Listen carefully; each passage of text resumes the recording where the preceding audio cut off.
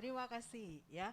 Indonesia Sepekan Sabtu 11 Desember 2021 disiarkan secara langsung dari Kota Makassar, Sulawesi Selatan, tepatnya berada di lobi mezanin lobi Hotel Golden Tulip Essential Makassar. Hari ini tanggal 11 Desember 2021 untuk masyarakat Sulawesi Selatan bertepatan dengan peringatan 40.000 jiwa, yakni peristiwa pembantaian ribuan rakyat sipil di Sulawesi Selatan yang dilakukan oleh pasukan Belanda pada 11 Desember 1946. Jadi hari ini smart listener di mana saja berada yang mendengarkan atau menyaksikan siaran langsung Indonesia Sepekan yang kali ini disiarkan secara langsung dari Kota Angin Mamiri, Makassar, Sulawesi Selatan. Seluruh daerah di Sulawesi Selatan memperingati ataupun melakukan upacara ingatan tragedi korban 40.000 jiwa. Kalau di Makassar dilakukan di Monumen Korban 40.000 jiwa ya. Dan hari ini kita masih terus menantikan kehadiran Wali Kota Makassar yang harus memang memimpin upacara dan beberapa rangkaian seremonial peringatan korban 40.000 jiwa hari ini bertepatan dengan pelaksanaan Indonesia Sepekan 11 Desember 2021. Baik, smart listener,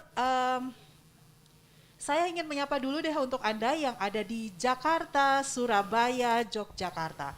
Kemudian juga kita ke Medan, Pekanbaru, Palembang, Balikpapan, Banjarmasin, Manado, dan tentunya Makassar. Terima kasih untuk Anda yang sudah stay tune di pagi hari ini, dan tentunya pula ada yang menyaksikan melalui kanal YouTube di mana saja berada dalam Indonesia Sepekan kali ini yang akan mengangkat tema ekonomi bangkit lebih kuat dari Makassar.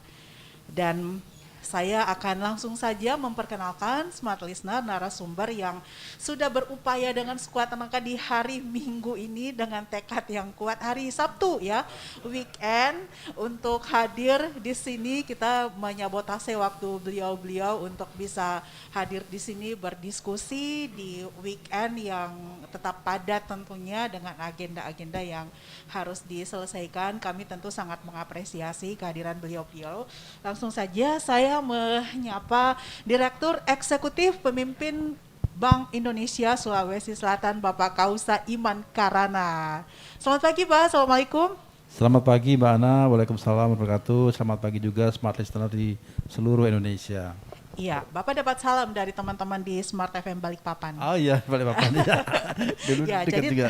ya, teman-teman di Balikpapan sudah Salam disampaikan kembali. ya secara langsung salamnya kepada Bapak Kausa Iman Karana. Beliau tetap sehat, bugar, awet muda, dan hari ini baru selesai olahraga pagi langsung bergabung di Indonesia Sepekan hari ini. Ya, terima kasih ya Pak Cik.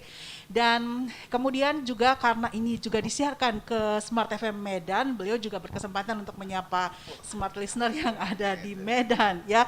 Pak Anggiat Sinaga, beliau adalah Ketua Perhimpunan Hotel Restoran PHRI Sulawesi Selatan. Selamat pagi Pak Anggiat. Selamat pagi, Horas Medan.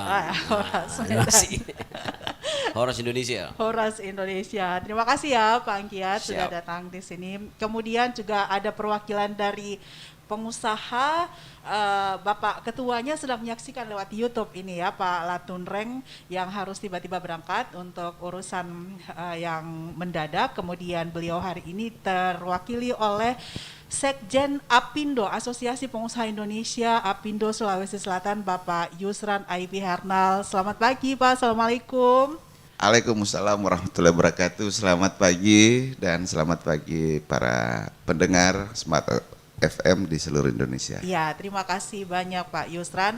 Kemudian untuk mewakili Wali Kota Makassar yang kita masih berharap bisa juga bergabung di sini, ada Bapak Helmi Budiman. Beliau adalah PLT Kepala Bapeda Kota Makassar. Ya, selamat pagi Pak Helmi. Ya, selamat pagi, Assalamualaikum. Mbak Ana. Iya, waalaikumsalam warahmatullahi wabarakatuh.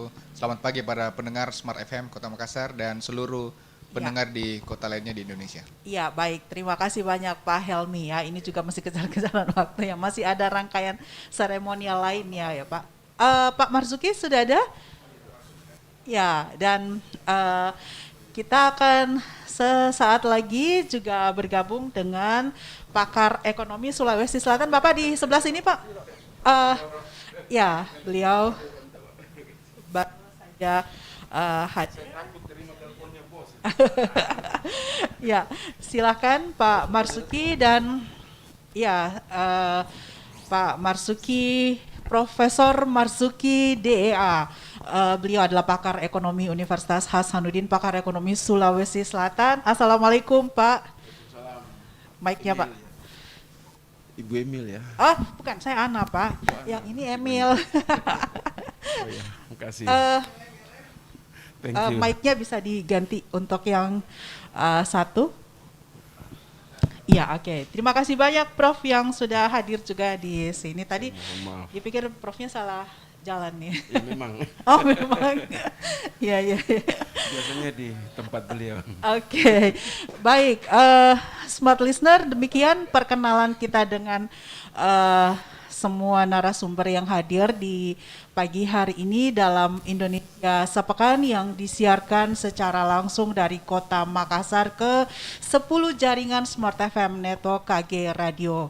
Di pagi hari ini yang akan mengangkat mengenai tema yang sangat seksi ya, tentunya di akhir-akhir ini adalah new normal ya, bagaimana ekonomi Makassar sebagai kawasan timur Indonesia, hub di bagian timur Indonesia. Kalau sebelumnya Pak Cik mengatakan bahwa Pak Cik itu adalah panggilan Pak Kausa Iman Karana ya, jadi mengatakan bahwa Makassar ataupun Sulawesi Selatan harusnya bisa menjadi arah masa depan Indonesia ya untuk ekonomi, dan kita tahu daerah ini cukup survive, menunjukkan bahwa selama pandemi pun masyarakat ataupun daerah ini bisa tetap menunjukkan performa ekonomi yang masih lebih baik lah dibanding dengan daerah yang lain. Luar biasa memang. Nah, saya akan memulai perbincangan kali ini dengan Pak Cik dulu ya, dengan Pak Kausa Iman Karana, Direktur Eksekutif Pemimpin Bank Indonesia Sulawesi Selatan.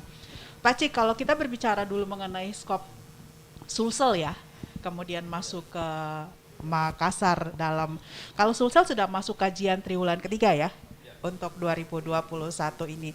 Dan memang kalau dari hasil yang disampaikan oleh Bank Indonesia bahwa tumbuhnya positif lah di tahun ini, lambat tapi tetap positif ya, begitu kurang lebih seperti itu. Nah, apa yang bisa disampaikan kepada pendengar di seluruh Indonesia sejauh mana daya tahan Sulawesi Selatan terhadap masa-masa yang sulit ini, Pak Cik?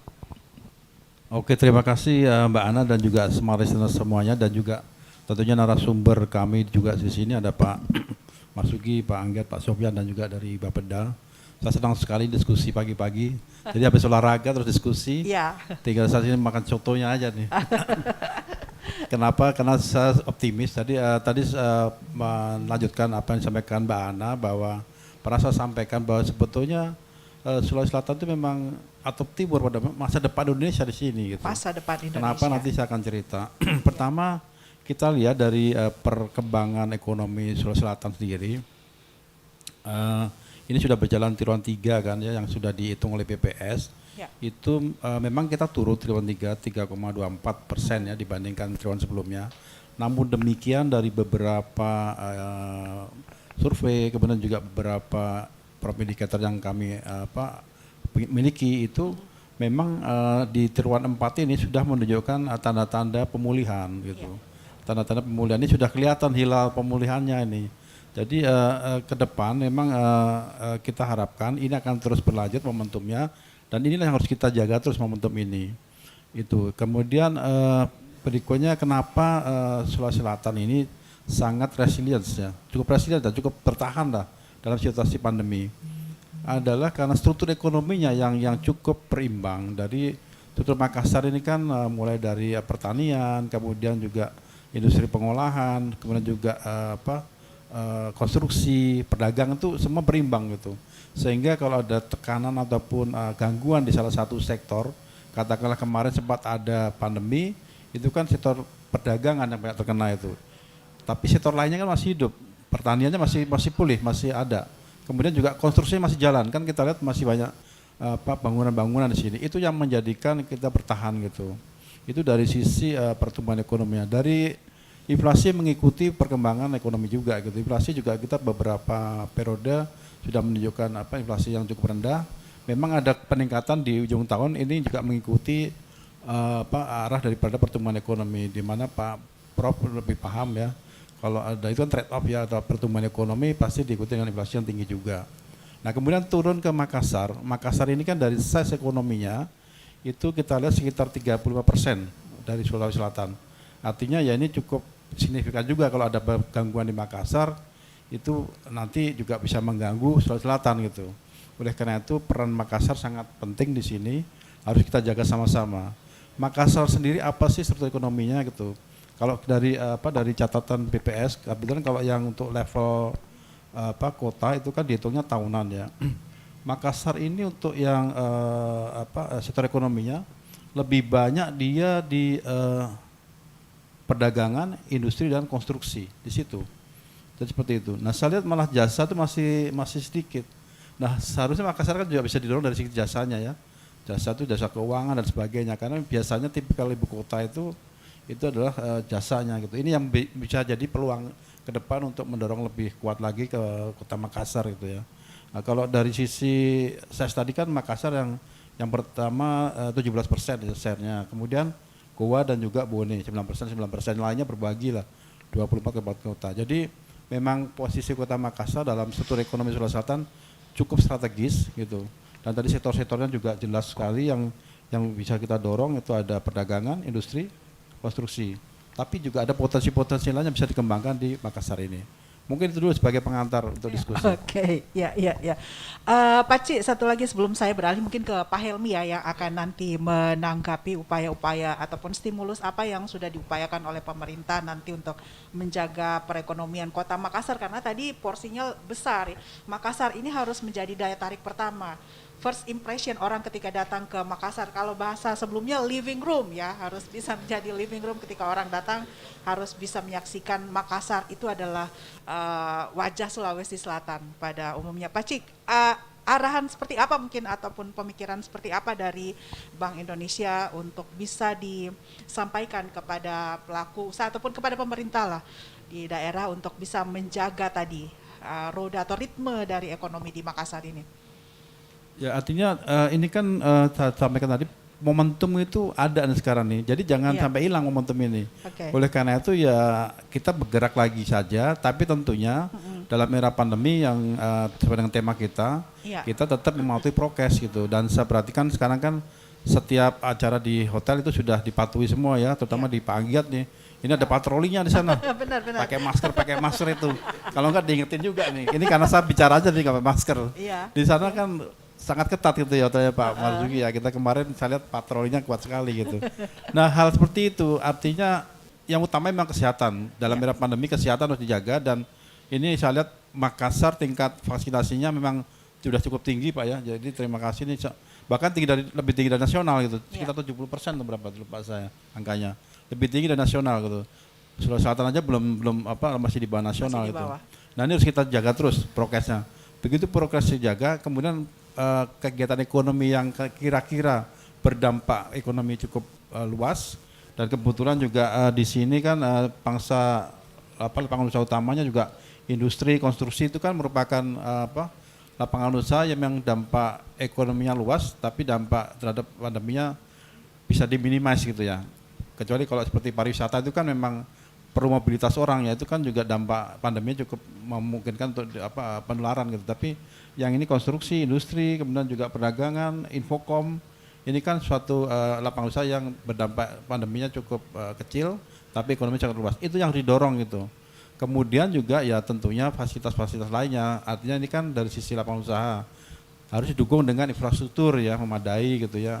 Ini mohon maaf nih masalah kemacetan, itu masalah sampah, itu jadi hal utama dan ini juga sebetulnya yang seringkali menjadi salah satu yang daya tarik kota kan. Ibu kota itu kan mencerminkan satu provinsi ya, itu kan etalasenya. Sehingga pada saat turun ke situ atau masuk situ, itu impresi pertama harus bagus gitu. Dari mana? Dari infrastruktur kota, kemudian juga kemudian kebersihan gitu ya, dan juga kedisiplinan gitu. Dan ini yang PR berikutnya. Once itu bisa dibangun, barangkali Makassar bisa jadi tujuan utama pariwisata dan lain sebagainya gitu, dan kenyamanan dan sebagainya.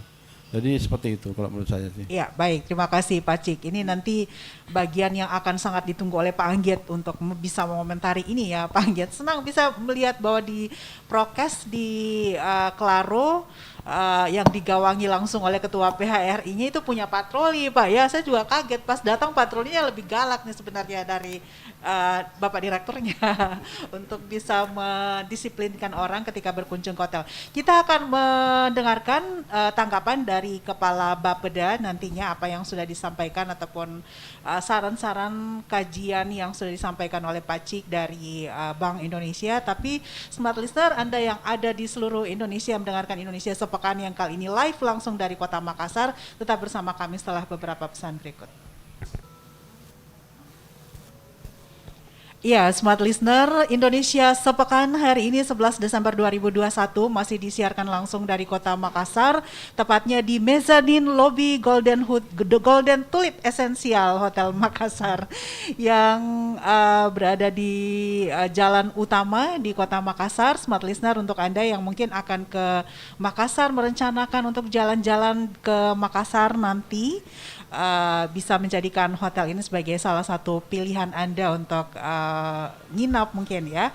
Untuk Anda Smart Listener, saya kembali menyapa Anda yang ada di Jakarta, Banjarmasin, Makassar, tentunya Balikpapan, Manado, Palembang, Medan, Pekanbaru, Surabaya, dan Yogyakarta. Dan juga Anda yang menyaksikan siaran langsung melalui kanal YouTube Smart FM Makassar dan Smart FM Jakarta di pagi hari ini. Baik, Smart Listener, tadi di awal sudah dibuka oleh penjelasan dari pemaparan dari Bapak Kausa Iman Karana. Beliau adalah Direktur Eksekutif Pemimpin Bank Indonesia Sulawesi Selatan. Salah satu poin penting yang ditekankan adalah langkah pemulihan ekonomi ini harusnya bisa dicapai dengan baik dengan adanya penanganan ataupun protokol kesehatan yang ketat ya. Nah, bagaimana kebijakan dari sisi kebijakan pemerintah terkait hal ini, kemudian upaya-upaya apa yang sudah dilakukan sepanjang tahun 2021.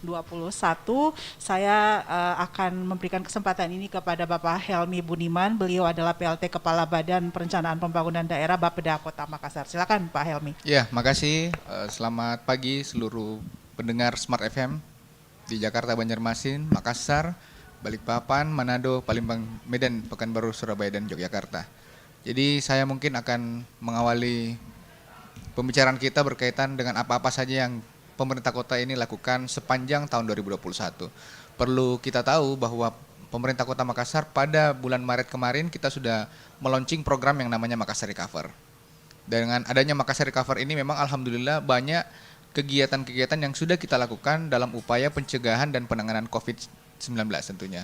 Nah, salah satu upayanya tentu yang tadi sudah kita bahas dan sudah disinggung tadi Pak Anggiat sudah bikin yang namanya Satgas.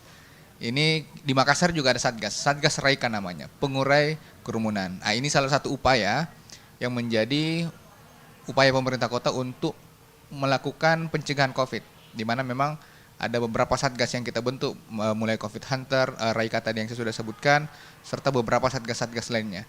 Tentunya dengan upaya-upaya ini kita sudah berhasil menekan laju pertumbuhan COVID di Kota Makassar. Dulunya di awal bulan Maret sampai dengan hari ini kita pernah di PPKM level 4, kemudian masuk level 3 dan hari ini kita sudah di level 2. Memang Makassar kita cukup optimis, mudah-mudahan 2022 ini kita sudah bisa mengendalikan COVID-19 yang dari awalnya pandemi nanti insya Allah akan menjadi endemi tentunya.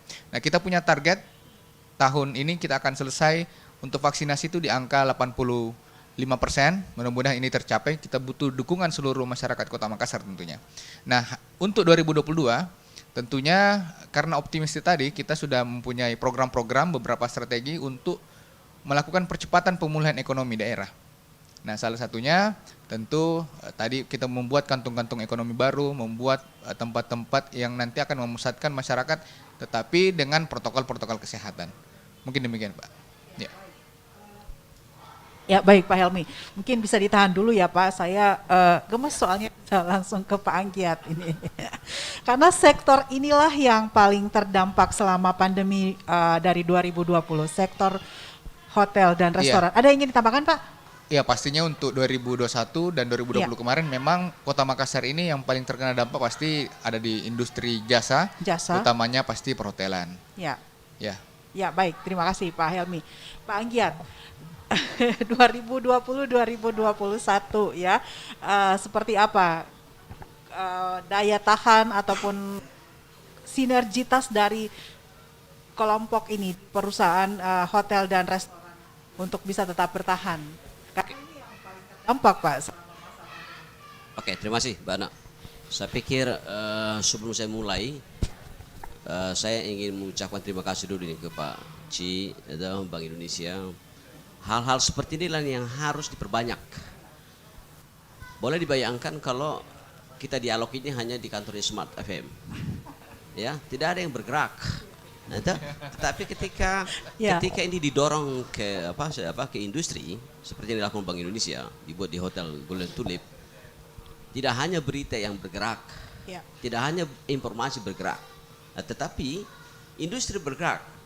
Kita bisa menikmati fasilitasnya, pasti juga ada konsumsi bla bla bla. Ya. Jadi ekonomi juga bergerak, gitu kan? Dan itu yang dilakukan oleh Pak Ci, beliau buat pameran atau UMKM, itu juga justru menggerakkan gitu loh, Ya. ya.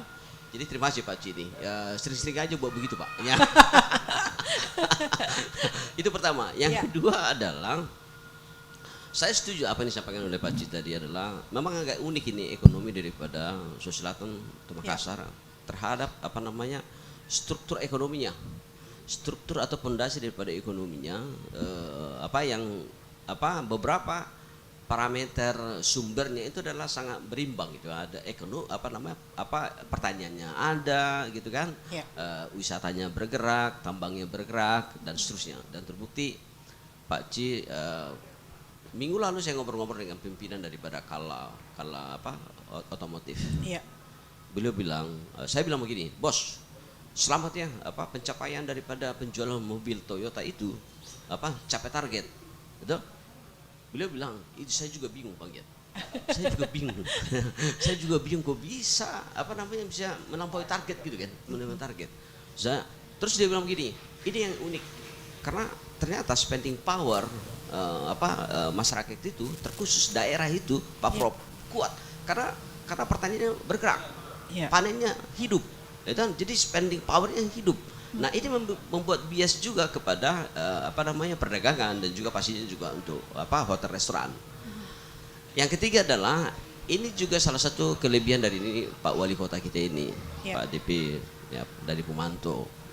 Ketika Pak Ci Jakarta, Jawa, Bali ditentukan PPKM level 4 dan hijrah juga ke Makassar PPKM level 4. Semua tidak bisa bergerak. Wedding juga nggak bisa. Meeting juga nggak bisa. Apa yang terjadi ketika kita melakukan sebuah pertemuan dengan Pak Wali? Saya bilang Pak Wali, kalau Bapak larang ini orang menikah, akan banyak orang stres. Itu pertama adalah keluarga sudah stres karena undangan sudah disebar. Dan itu ada potensi untuk COVID. Ini Pak Wali nih. Oke. Kami lagi bahas Pak Wali. Terima kasih banyak. Terima kasih Pak Wali. Smart listener, Anda yang ada di Jakarta, Banjarmasin, Balikpapan, Pekanbaru, Palembang, Medan, Surabaya, Yogyakarta, akhirnya bisa bergabung dengan kita di sini Wali Kota Makassar, Bapak Dani Pemanto yang harus kejar-kejaran karena hari ini seperti yang sudah saya sampaikan adalah peringatan tragedi 4 korban 40.000 jiwa. Jadi beliau harus upacara dulu dan lokasinya memang agak lumayan dari hotel tempat kita melakukan siaran langsung di Indonesia sepekan hari ini ya. Pak Anggiat mau melanjutkan dulu sedikit? Oke, saya lanjut. Ya, Saya ini lanjut. mumpung ada Pak Wali kan? Ya, Jadi, karena tadi betul. nyebut Pak Wali soalnya. Ya, saya sebut-sebut namanya Pak Wali tadi. Pas kan?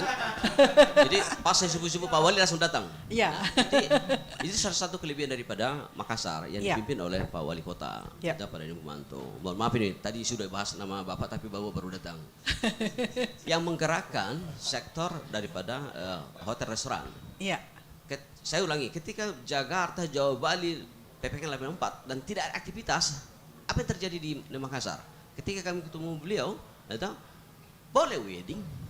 Karena kita bilang ke beliau, Pak Wali kalau Bapak hentikan ini wedding, banyak stres. Keluarga yang sudah sebar undangan akan stres, itu potensi COVID. Iya. Belum lagi pengantin yang sudah berpikir gaya berbagai cara, nanti setelah menikah dia juga akan stres. Ya, ada stres. Jadi akhirnya ini harus dipertimbangkan agar dibuka. Dan ternyata beliau sangat wise. Beliau ada wise. Panggiat sekarang gini. Oke, kita lakukan relaksasi, event boleh atau resepsi boleh, tetapi yang utama adalah prokes. Iya. Ini yang kita lakukan. Sama seperti yang disebut Pak Cik tadi. Bagaimana di Klaro ada patroli Polisi ya. mengingatkan bagaimana pelaksanaan daripada prokes. Iya. Jadi ini kata kunci sebenarnya adalah Iya. kegiatan boleh, resepsi boleh. Iya. Yang utama adalah prokes. Itu membuat relatif Makassar berbeda pertumbuhannya dengan daerah-daerah lain. Iya. Kalau di daerah lain nih Mbak Ana, banyak sekali hotel ditutup. Ya, memang kemarin pada 2020 ada sekitaran 29 hotel ditutup. Di Makassar. Iya, di Makassar. Ya. Tapi perlahan setelah beliau aktif kembali, terpilih kembali, ini udah mulai bergerak kembali dan Ya.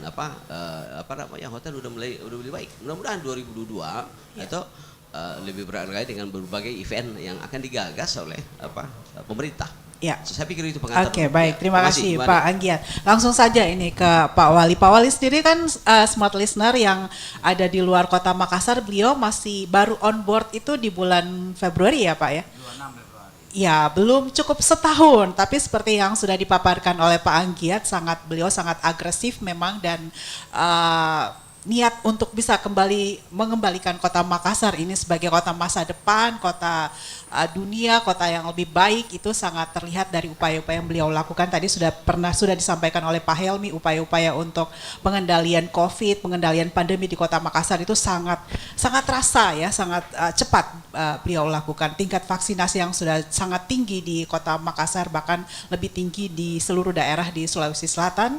Ini juga patut diapresiasi tentunya. Pak Wali, sudah disampaikan oleh Pak Cik, stimulus dan upaya yang harus dilakukan oleh pemerintah kota. Nah, dari sisi Pak Wali sendiri selama kurang lebih mungkin baru ada sekitar 10 bulan ya memimpin kembali kota Makassar, ini apa yang bisa disampaikan kepada pendengar di seluruh Indonesia yang mendengarkan siaran ini Pak? Ya, smart listener yang saya hormati, teman-teman narasumber. Saya kira Makassar, pengalaman dari periode saya pertama, Iya. adalah sebuah kota yang dinamika ekonominya sangat cair dan dinamikanya sangat tinggi. Dia punya resilient ekonomi yang cukup baik. Kenapa? Karena tentunya pelaku-pelaku ekonomi dan sektor perbankan dipimpin oleh BI dan OJK, saya kira sangat-sangat betul memberikan perhatian yang cukup besar. Contoh, di 2019 pada saat saya mengakhiri masa tugas, itu pertumbuhan ekonomi kita 8,79%. Coba dibandingkan dengan nasional ekonomi growth kita hanya 5,1%. Kemudian kita punya inflasi itu sekitar 3 ya Pak Ci ya, 3%.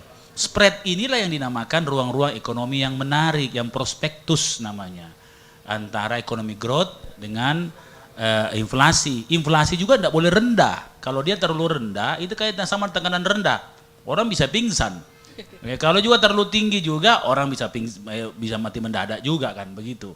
Nah antara dua itulah namanya ruang ekonomi yang baik. Makassar memiliki itu. Nah pada saat kami istirahat 2 tahun kebetulan juga COVID, maka terjadi kontraksi ekonomi sampai minus 1,27%. Kenapa saya hafal ini? Saya hafal betul kalau ekonomi saya harus hafal mati. Kenapa? Karena inilah mengukur sebuah performa pemerintahan itu ekonomi. Bukan hanya adipura, itu rutin-rutin. Tapi ekonomilah sebenarnya ukuran kesejahteraan rakyat. Nah, saya belum tahu sekarang berapa pertumbuhannya. Tapi biasanya Makassar itu 1% atau 2% di atas provinsi. Nah, di atas provinsi. Kalau saya lihat kemarin Pak Gubernur bilang kita sekitar 3, berapa, berarti kita sekitar 1 tambah 1 atau tambah 2%. Nah, yang saya pernah intip lihat, tidak tahu salah atau benar, sekitar kita sudah 4,4%. Ya ada sekitar 5 lah kira-kira begitu. Nah artinya masih ada ruang-ruang yang semestinya kita miliki. Kalau kita normal berarti 8,79% harus kita buru.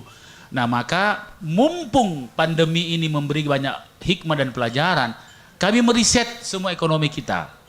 Ini terlihat betul dari konsep Makassar Recover. yaitu ekosistem ketiga namanya economic recovery. Jadi pemulihan ekonomi. Salah satu adalah menghybridkan semua ekonomi kecil kita dari UMKM menjadi startup. Kita mencoba transformasi digital. Ini sesuai dengan TP2D ya dari BI. Begitu juga kami juga pada saat di pandemi, datanya kami semua berdasarkan QR code. Kami membuat QR code 1,5 juta jiwa. Ini tentunya akan mempercepat krisnya BI. Nah, kami akan secara kolektivitas akan mengelola QR code ini dengan kemudian mentransformasi ke alat pembayaran digital. Ya, QR code kita ini nanti kita akan konsultasi dengan pihak Bank Indonesia. Nah, kenapa? Kalau biasanya QR code itu satu-satu orang. Kami tidak kolektivitas karena database-nya mereka bukannya database, data kesehatan pun ada di situ. Data kesehatan dan data masyarakat. Dan memang kenapa pemerintah kota harus intervensi karena itu data yang dilindungi. Saya sudah bicara dengan Pak Dirjen Dukcapil dan Dirjen Dukcapil memberikan supporting, bahkan beliau menitip saya untuk membuat namanya digital address.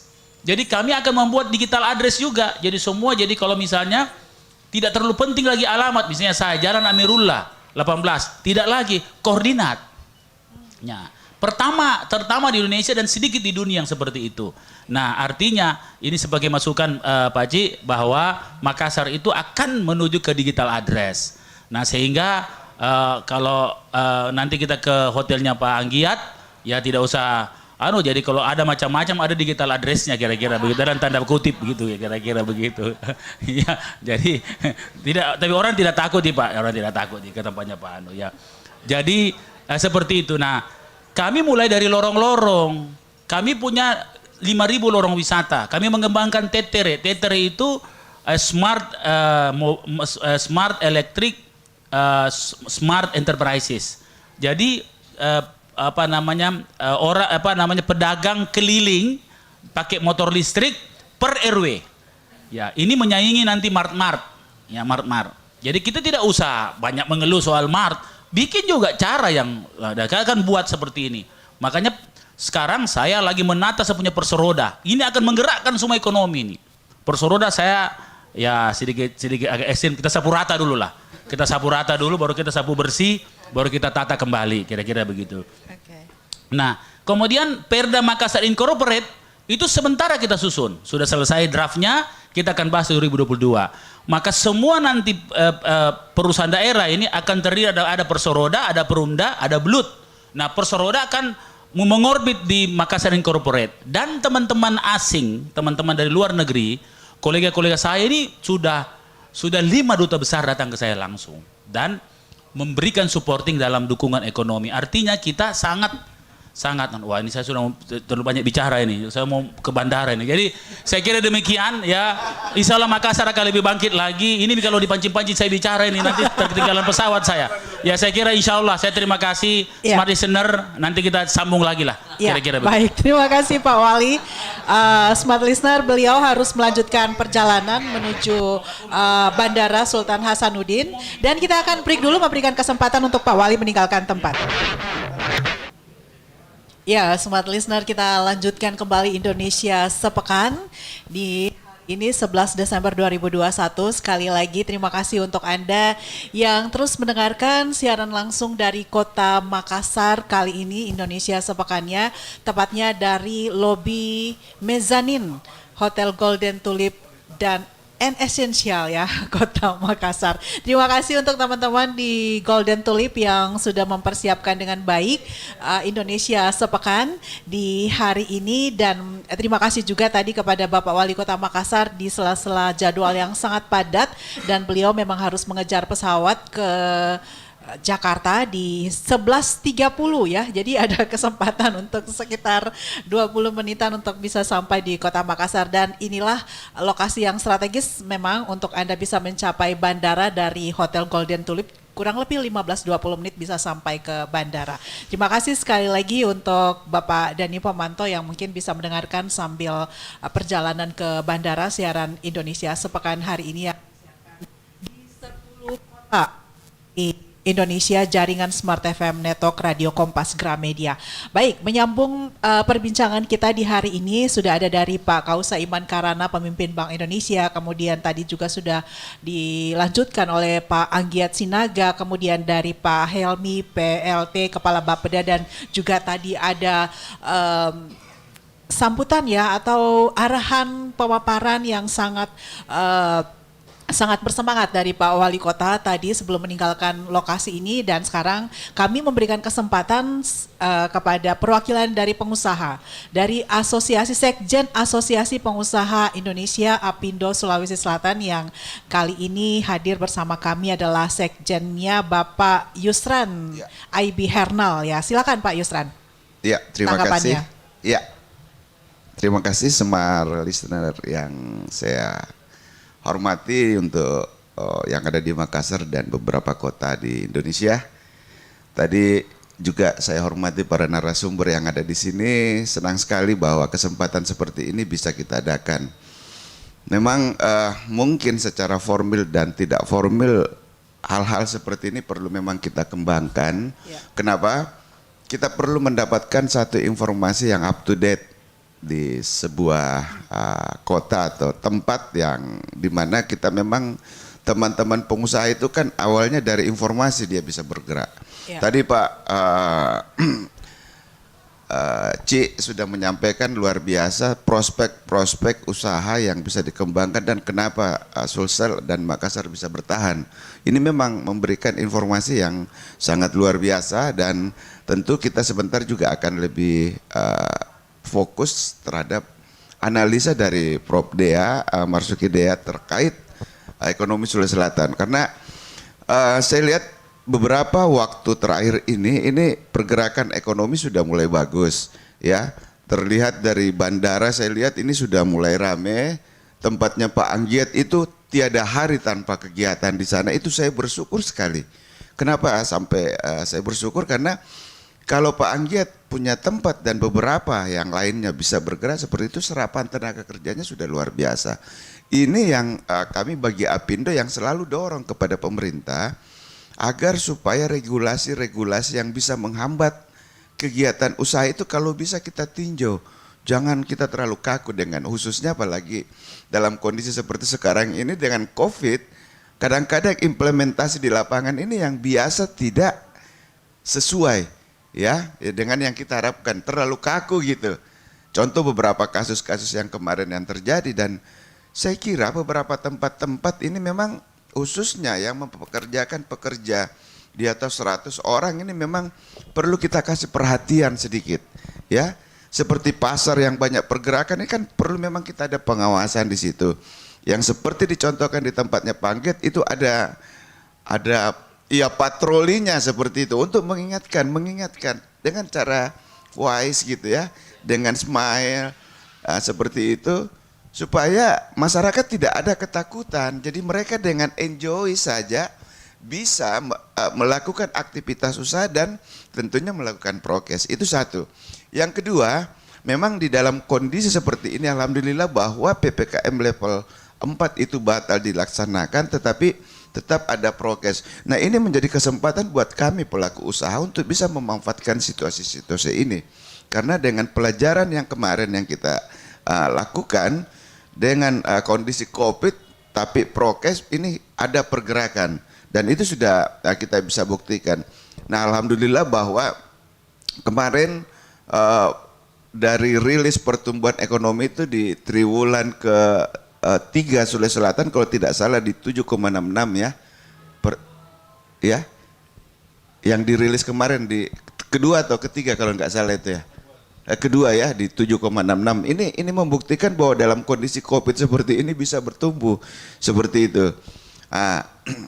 Olehnya itu ini yang kami harapkan bahwa pertama tentu regulasi juga. Regulasi yang kita berharap bahwa teman-teman ini bisa mendapat kepastian hukum untuk bisa melakukan aktivitas usaha yang notabene tidak memberatkan mereka. Yang kedua juga mungkin Pak Ci, tapi mungkin ini sebentar kita lanjut terkait teman-teman ya di dunia usaha yang mendapat mendapat insentif kemarin dari pihak perbankan. Ini banyak titipannya kemarin kepada kami, tolong deh disampaikan ke bagaimana nanti regulasi Bank Indonesia terkait insentif yang kami sudah dapat di saat pandemi kemarin, apakah bisa mendapat kebijakan sedikit, karena ini menjadi bom waktu bagi mereka juga yang kemarin ada penangguhan cicilan, penangguhan pembayaran, penangguhan bunga seperti itu. Nah ini yang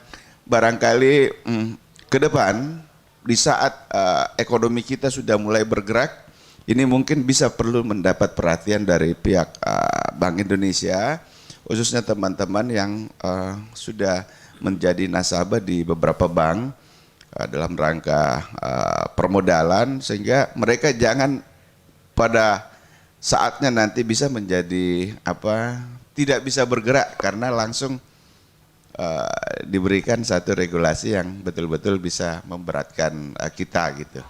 Mungkin itu untuk sementara, kita akan bahas nanti mungkin lebih lanjut sebentar ya, yang lebih teknis lagi. Iya, baik.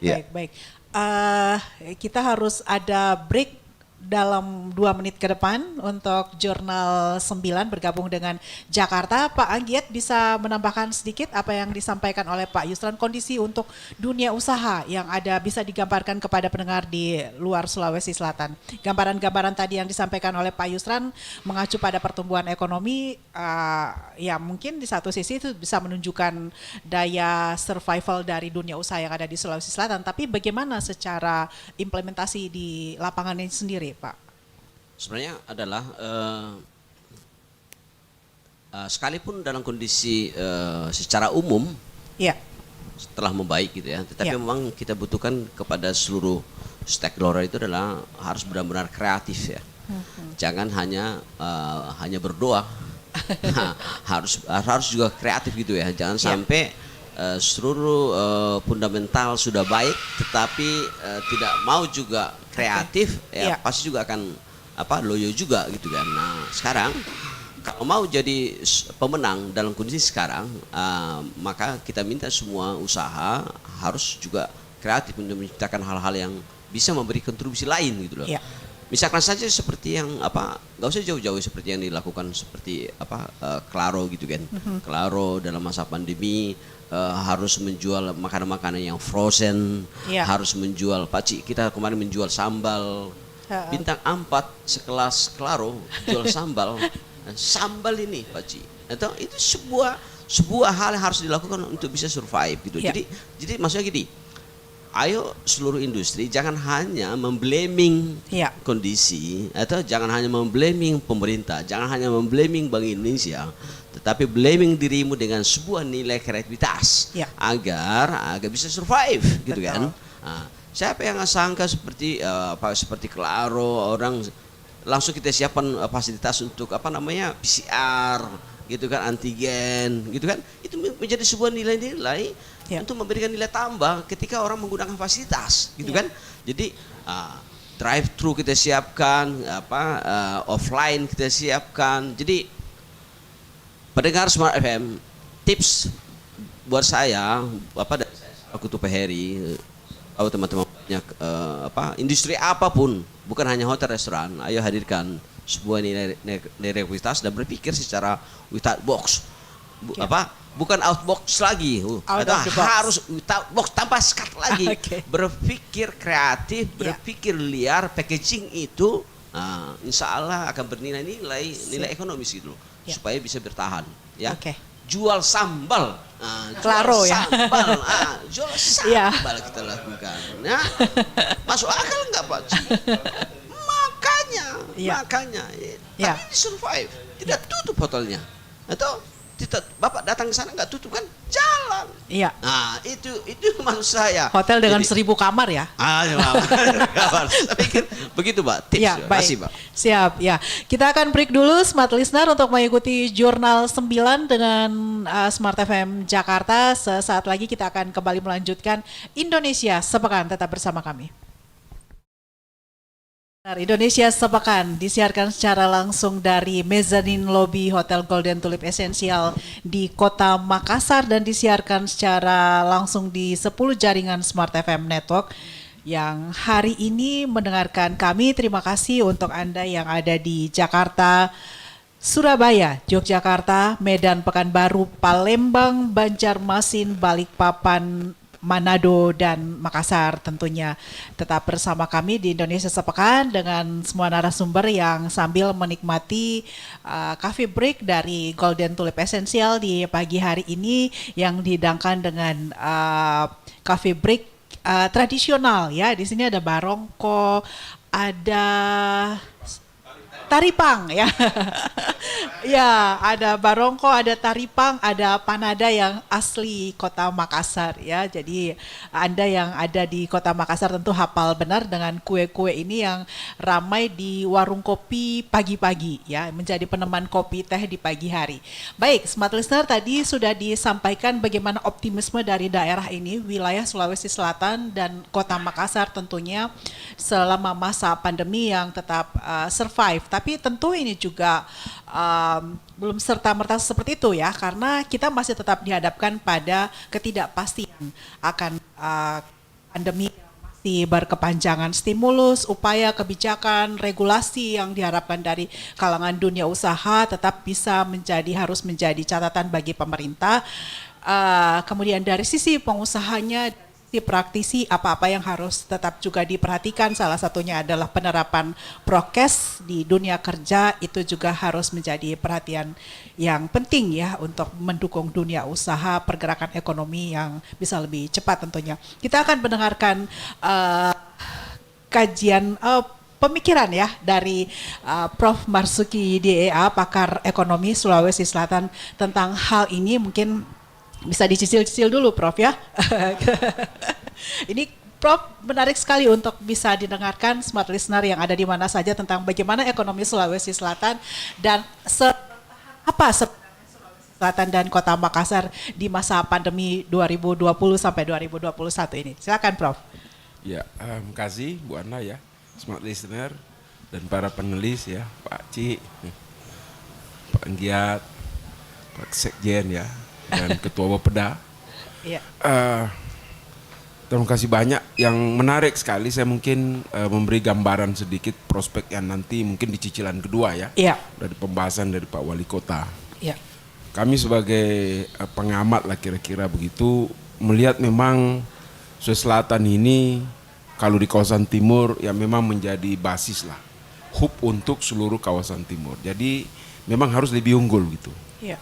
Nah harus lebih unggul itu kalau tidak ada upaya dari dalam itu memang menjadi sesuatu yang agak sulit. Nah alhamdulillah dari 24 kabupaten kota kemudian ada gubernur sebagai kepala pemerintahan itu sudah mengarahkan dia punya visi misi yang memang bisa dikatakan itu adaptif, sudah adaptif dengan kondisi yang mau dihadapi yaitu krisis ini ya, pandemi. Nah, sehingga perbaikan arah tren daripada perbaikan arah perekonomian itu kalau bisa diukur dari secara makro, mikro, termasuk bagaimana stabilitas sistem keuangan ya, dan bagaimana partisipasi daripada pelaku ekonomi itu kelihatannya terjadi kolaborasi yang sangat kuat gitu. Apakah mungkin karena sama-sama menderita sehingga berkolaborasi atau sama-sama menganggap ini harus diatasi bersama? Itu suatu hal yang sangat menarik. Tapi saya selalu berpandangan positif, ini karena kesadaran bersama bahwa persoalan ini bukan persoalan siapa, ya, tapi adalah persoalan bagaimana kita bisa menyelesaikan bersama. Sehingga tanpa tersadari secara natural terjadilah posisi itu. Sehingga tren perekonomian itu sudah mulai membaik triwulan 2. Tadi triwulan 2 itu sudah 7, lebih Pak ya, 66. Tapi sedikit melandai lagi triwulan 3 itu memang historikal begitu Pak. Nah, kemudian akhir tahun nanti itu kemungkinan sedikit lagi turun. Tapi secara nasional, secara daerah Sulawesi Selatan, ada beberapa daerah ini memang selalu positif, tidak pernah negatif, tapi memang ada yang negatif. Nah itu kan menjadi modal dasar bagaimana bertahannya kondisi perekonomian di Sulawesi Selatan. Nah yang perlu sekarang adalah bagaimana pelaku-pelaku ekonomi ini semakin lebih merasa bahwa dia harus bersinergi. Bukan hanya kebetulan dia mau bersinergi, setelah dia tapi memang ada rencana yang sistematis yang dibangun oleh misalnya otoritas. Kalau otoritas itu di sini kan otoritas pemerintah adalah provinsi dan Pemda Pemkot, ya kan? Kemudian didukung oleh otoritas yang memang punya kapabilitas dari pusat seperti BI, OJK. Nah, itu kan termasuk Kemenkeu. Ini kan otoritas yang bertanggung jawab langsung mendrive perekonomian. Sehingga planning perencanaan pemerintah provinsi, kota itu harus memang saling terkait dan saling bersinergi. Kalau itu bisa dibangun, maka pengikut-pengikutnya, pelaku ekonomi ya, terutama pengusaha. Pengusaha itu adalah motor ekonomi utama ya. Tapi dalam kondisi sekarang, memang harus ada mendrive awal, itulah pemerintah nasional dengan kemampuan pembiayaan dari pusat, karena memang daerah pada dasarnya masih tergantung. Ini yang memang menjadi persoalan yang harus dipikirkan. Nah, terutama juga keterlibatan para pengusaha ini bagaimana bisa didorong supaya dia merasa ini adalah bagian pekerjaan yang memang menjadi tanggung jawab baik secara bisnis maupun secara kemasyarakatan. Pendekatan bisnis para pengusaha dengan pendekatan bisnis itu adalah original, memang harus begitu. Tetapi tentu saya pemerintah berharap ada sedikit moral suasion pada pengusaha, karena perkara-perkara bisnis itu juga bisa melupakan kepentingan masyarakat. Tapi sekali lihat di Sulawesi Selatan ini masyarakat sudah berpartisipasi aktif ya. Seperti misalnya ya taruhlah misalnya contoh Pak Anggiat, itu kan sudah memberdayakan potensi-potensi produk dari masyarakat lorong misalnya. Ada Lombok, kemudian tadi sudah cerita dengan baik. Itu Lombok yang kelebihan itu hanya diolah, dijual. Kan itu suatu hal yang terjadi supply chain ya di antara pelaku ekonomi. Dan yang mungkin paling perlu juga disikapi sejauh mana peran daripada peran lembaga keuangan, karena kita tidak bisa melihat sumber pembiayaan itu dari pusat. Itu memang masih besar, Pak. Kita harus akui. Ya. Kemudian potensi masyarakat itu sebenarnya banyak uangnya, hanya memang wait and see. Ya, tapi pada saat dia sudah lihat ada ruang, dia belanja. Nah, kemudian yang ketiga, lembaga keuangan sendiri. Lembaga keuangan sendiri harus juga punya tanggung jawab. Jangan bisnis oriented aja. Dia juga harus pada agent of development. Nah, disitulah peran daripada OJK dan Bank Indonesia selalu memberi moral suasion, mengajak mereka diskusi, sehingga tapi bagi mereka itu yang namanya money follow business, dia harus dipetakan sektor mana yang kira-kira bisa dia sentuh. Tadi dengan bagus Pak Ci ya, itu sudah jelaskan bahwa Sulawesi Selatan maupun Makassar ini sektornya sudah ada yang potensial, perdagangan ya Pak, industri pengolahan, konstruksi, jasa kesehatan, jasa pendidikan ya. Itu adalah bagian-bagian termasuk pada makan minum Pak ya. Itu kalau di Makassar makan minum. Itu harus betul-betul ada pemihakan kebijakan ke situ. Nah, itulah diperlukan. Saya selalu mengatakan sebenarnya kebijakan pusat itu kita yang harus menawarkan. Ini sumber untuk dibelanjai. Jadi bukan kita menunggu. Nah, inilah kebijakan-kebijakan pembangunan Pak BPD tingkat daerah, provinsi, kota. Dia yang harus memetakan sendiri. Kemudian dia menghidangkan kue itu. Nah, itu akan menjadi tangkapan daripada baik dari pemerintah dengan bantuannya supaya jangan sampai sasaran. Karena ini masih banyak anggaran-anggaran yang tidak terserap. Saya jadi heran kok uang sulit kok tidak terserap. Ini berarti tidak ada link antara di bawah dengan ke atas. Nah, itu sehingga harus menjadi pekerjaan rumah dari rekan-rekan dari pengusaha BPDA ya. Nah, pengusaha sendiri ini kan hanya melihat saja potensi, termasuk bank. Jadi kalau keduanya itu ada dihidangkan pemetaan sektor potensial di masing-masing wilayah kota, saya pikir pengusaha akan masuk ke situ, masuk juga perbankan, pemerintah pusat juga masuk, uang beredar di Sulawesi Selatan ini, Makassar ini akan banyak. Dan sekarang saja misalnya di Makassar ini, hampir PDRB kita itu hampir berapa Pak sekarang ini? Hampir berapa puluh triliun nih? Hampir kan ya, sudah hampir sekarang 10, saya punya itu 10 triliun. Dari pemerintah Pemprov berapa? Ya kan? Dari pengusaha, dari masyarakat. Modal keuangan kita itu luar biasa, dari pusat sampai berapa puluh triliun, itu hampir 68-78 triliun. Ya, itu kalau Makassar memang masih cukup besar dari pusat juga ya. Nah, kapasitas fiskal masyarakat pemerintah Makassar ini yang terbesar lah kalau di Sulawesi Selatan ya. Karena dia punya PAD-nya itu sudah hampir 1,3 mungkin triliun ya. 1,7, wah luar biasa. Itu triliun 3 ya. Iya, untuk 2022 kita menargetkan APBD kita di angka 1,7 untuk PAD saja. Untuk PAD ya? Iya. Nah, itu luar biasa. Jadi artinya Makassar ini memang harus menjadi prime mover untuk penggerakan kebutuhan pembangunan di wilayah di sekitarnya. Sehingga saya rasa ya bahwa dalam tahun 2021 ini basis untuk kita meningkat menuju kepada recovery kalau bahasa Pak Wali Kota itu saya rasa udah bisa dilakukan ya, karena para pelaku pemerintah pusat, pemerintah daerah, kota itu sudah bersiap pada dasarnya, sehingga pada akhir tahun ini memang diskusi-diskusi seperti ini untuk saling membuka diri, di mana kekuatan kita, di mana kelemahan kita, ya, bagaimana potensi kerjasama kita susun, itu harus terbangun. Bukan lagi saatnya sekarang bercerita tentang bagaimana kita tertekan, bagaimana kita terhimpit dengan persoalan, bukan wilayah itu lagi. Iya. Kalau perlu yang kita lihat adalah prospek itu yang menjadi depan, kemudian apa yang harus dilakukan. Kelemahan bukan berarti mencari kelemahan, tetapi apa yang harus kita lakukan sehingga bisa menyiapkan informasi yang benar, ya, misalnya bagi pemerintah pusat, sehingga dropping daripada anggaran itu tidak sia-sia di akhir tahun. Itu satu. Yang kedua, pengusaha juga harus kreatif betul melihat peluang itu, tapi pengusaha itu memang sebenarnya diajari pun juga mereka sudah kreatif, dipaksa begitu. Itu sudah alamnya begitu kan. Jadi untunglah ada pengusaha itu, ya. Nah, kemudian perbankan juga, ini yang sedikit perlu menurut saya. Terkadang perbankan terlalu let and see. Kalau tidak ada informasi ya dia diam-diam saja. Padahal itu tidak boleh. Dia harus betul-betul juga agresif. Tetapi agresivitas ini harus didukung oleh keyakinan daripada mereka terhadap informasi-informasi sektor potensial yang harus dipihaki oleh pemerintah daerah, ya kan? Yaitu Bapeda menyajikan data-data konkret terhadap sektor-sektor yang sangat menjanjikan. Saya melihat tahun depan nih, tahun ini dilewati dengan bagus. Sampai keseluruhan tahun saya pikir pertumbuhan Sulawesi Selatan ini, ya saya izin Pak, kalau dalam kacamata sebagai akademisi, ada juga rancangannya sendiri. Itu paling-paling 3,5 sampai 4,5. Saya tidak tahu kalau Bank Indonesia tentu punya prospek sendiri, ya. Keseluruhan tahun. Tapi triwulan 4 kan sekarang 2, lebih Pak, ya, sedikit. Kemudian kita bisa naik sampai antara 3 sampai 4% untuk triwulan 4. Nah, tapi keseluruhan tahun kan ada yang pernah 7, ada yang berat, kira-kira kita bisa masih dapat 3,5 sampai 4,5.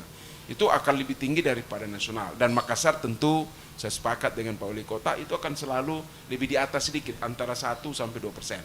Nah, tergantung daripada kebijakan. Tapi saya rasa kebijakan-kebijakan yang disampaikan tadi, saya baru dengar juga nih Pak Wali Kota betul-betul, saya ini pengamat. Bayangkan aja, saya pengamat, saya sendiri kaget-kaget dengarin apa yang disampaikan beliau. Wih, ini kalau begini kepala daerah, waduh, luar biasa, bukan lagi inovatif, ini sudah di luar daripada inovatif Pak. Artinya ada hal-hal pemikiran yang sangat urgent dipikirkan, baik dalam skala kepentingan lokal, bayangkan dia mulai dari lorong, sampai kepada menyertakan pada seluruh pihak yang ada di sini sebagai pelaku, menyertakan dari global. Ini saya pikir agak langka orang seperti ini. Jadi beliau ini adalah, ya memang mungkin sudah begitulah wujudnya, ya, dan bersyukurlah juga sebenarnya kita orang Sulawesi Selatan, ada orang seperti ini. Lebih dan kurangnya beliau memberikan satu spirit bagaimana kita memimpin. Nah, leadership, best leadership itu harus ada.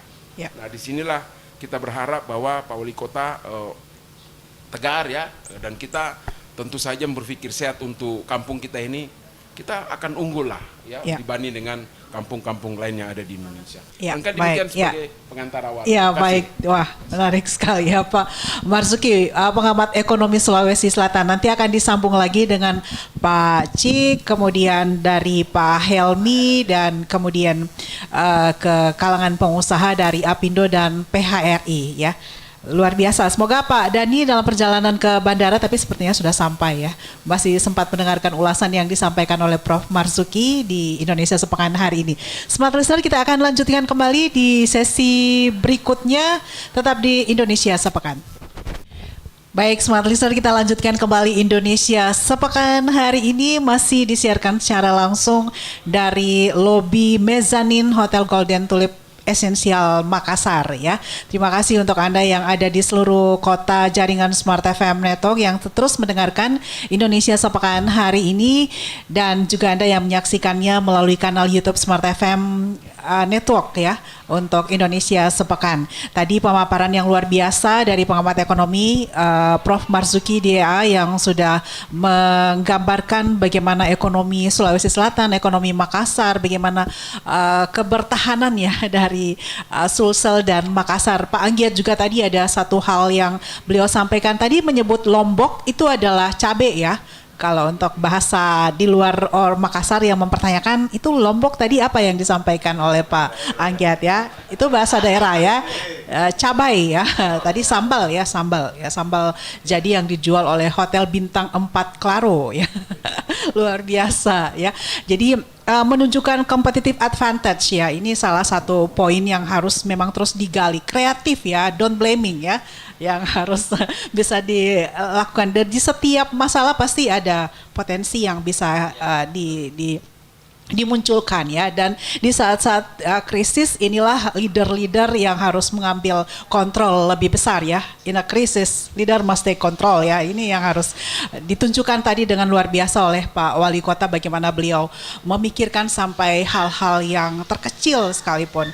Kemudian kita lanjutkan ke Pak Cik. Oke, kita akan memasuki 2022, tinggal beberapa hari lagi nih Pak Cik. Gimana untuk ekonomi 2022? Makassar harus bisa lebih bangkit, Sulawesi Selatan lebih bangkit menjadi arah masa depan Indonesia ya. Oke, terima kasih Mbak Ana. Tadi seperti sudah saya singgung di depan, Ya.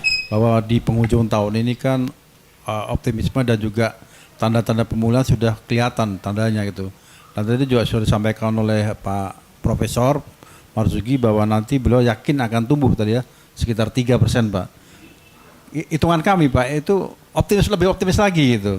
Kita lebih optimis lagi. Jadi di triwulan 4 ini yang sisa 1 triwulan ini berdasarkan juga perkembangan terakhir, kemudian juga beberapa survei yang kami lakukan dan juga ada Global Mobility Index. Jadi kita juga lihat mobilitas masyarakat. Itu ada survei kegiatan dunia usaha, kemudian juga ada survei penjualan eceran, survei konsumen. Ini kami memperkirakan di triwulan 4 2021 ini sekitar 5 sampai 5,8%. Triwulan 4 aja ya. Karena kita lihat kan seringnya udah ke atas nih Pak. Udah, masa bila saya mengatakan bahwa tadi tanda-tanda pemulihan sudah sangat terlihat. Oleh karena itu tolong dijaga nih momentumnya. Kemudian secara overall 2021 kami memperkirakan akan tumbuh 4 sampai dengan 4,8%. Nanti mungkin Makassar juga 1% di atasnya itulah. Ini Sulawesi Selatan ya. Ini berdasarkan tadi itu beberapa survei dan beberapa indikator lainnya. Kemudian bagaimana dengan 2022 itu nanti kami prediksi sekitar antara 5 sampai dengan 6% Pak tumbuhnya untuk Sulawesi Selatan. Makassar mungkin lebih tinggi lagi karena dia kan 35% tadi share-nya kan gitu. Nah kemudian langkah-langkah apa yang dilakukan, yang harus dilakukan? Ini kan tadi temanya adalah era new normal ya gitu. Tentunya tadi prasyarat pertama adalah prokes ya, proses kesehatan dan juga vaksin. Yang berikutnya yang kami sarankan dan juga kita lakukan bersama-sama dengan pemerintah Kota Makassar itu adalah mendorong digitalisasi pembayaran. Jadi Pak Wali Kota sudah menandatangani surat keputusan untuk dilakukannya kris di seluruh pasar dan juga nanti mal-mal. Jadi programnya namanya Siap Kris. Siap Kris itu adalah sehat, inovatif, aman pakai kris. Dan nanti di minggu depan akan di launching Pak di Pasar Baru dan juga salah satu mal di Makassar. Jadi ini adalah program bersama antara BI, Kementerian Perdagangan dan juga dari pemerintah Kota Makassar. Dengan demikian maka nanti akan terjadi ekosistem digital karena di era pandemi ini kan new normal ya kita harus menggunakan digital gitu. Itu nanti semua akan menggunakan pembayaran dengan digital, baik digitalnya itu. Itu satu. Kemudian yang kedua bagaimana supaya mendorong ini juga tadi supaya terrealisasi sekitar 5-6% ya. Fokus kepada tadi itu yang sektor ekonominya dominan di Makassar. Ada tadi perdagangan, kemudian juga konstruksi dan juga industri pengolahan. Makassar ini sangat potensial karena dia adalah hub untuk bukan Sulawesi tapi Indonesia Timur ini.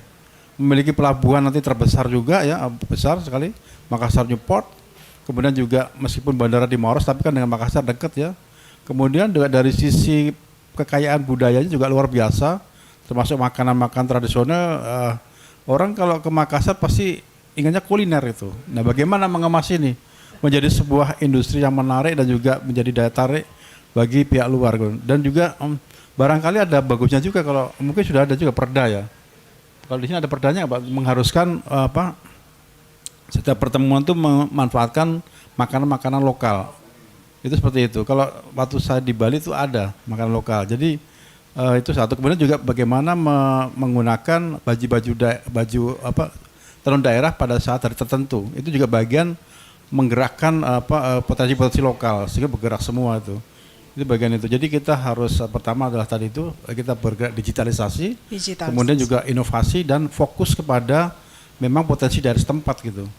Itu saja kita fokuskan.